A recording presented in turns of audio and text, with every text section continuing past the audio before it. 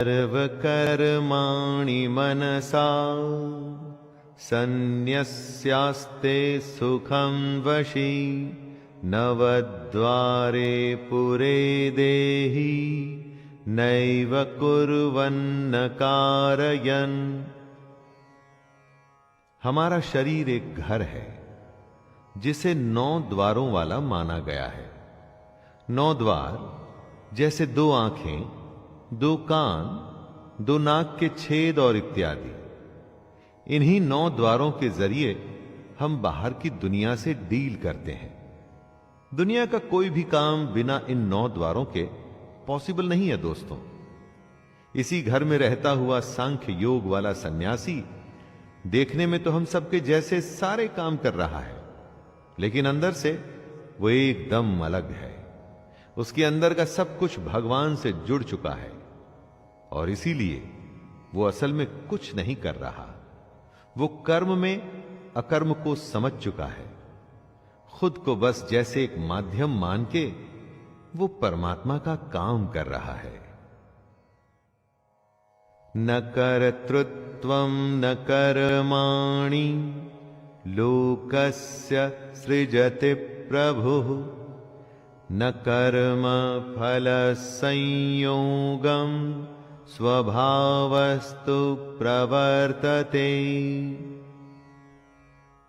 आदमी का एक तो होता है स्वभाव और एक होती है उसकी प्रकृति।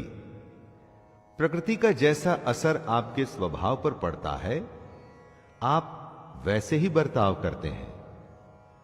परमेश्वर न तो आपके कर्तापन की, न कर्मों की और न कर्म फल के संयोग की रचना करता है। इन सबका संयोग आपके स्वभाव की वजह से होता है। आपका स्वभाव विकृत है या विकसित है, इस पर ही डिपेंड करता है कि आप क्या करेंगे। आपके करने पर कौन सा कर्म होगा और उस कर्म के अनुसार आपको क्या फल मिलेगा।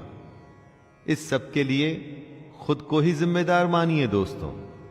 ऐसा मत सोचिएगा कि मैंने तो मेहनत की थी लेकिन भगवान ने ही फल नहीं दिया। न दत्ते कस्यचित् पापं न चैव सुकृतं विभुः अज्ञानेनावृतं ज्ञानं तेन मुह्यन्ति जन्तवः।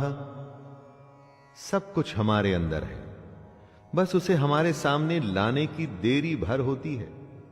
उससे 1 to 1 करने की जरूरत होती है दोस्तों। भगवान न किसी के पाप कर्म को और न किसी के शुभ कर्म को ग्रहण करता है। पाप हो या पुण्य, ये तो आपके ही हैं, तो भगवान का इसमें क्या लेना देना। आप अपने स्वभाव, अपने नेचर के चलते जिस तरह के कर्म करते हैं, उसका नतीजा ही पाप या पुण्य होता है।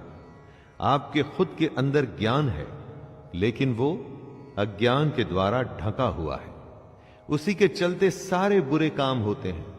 अगर आप उसे पहचान जाएंगे तो उसके बाद सिर्फ अच्छा ही अच्छा होगा।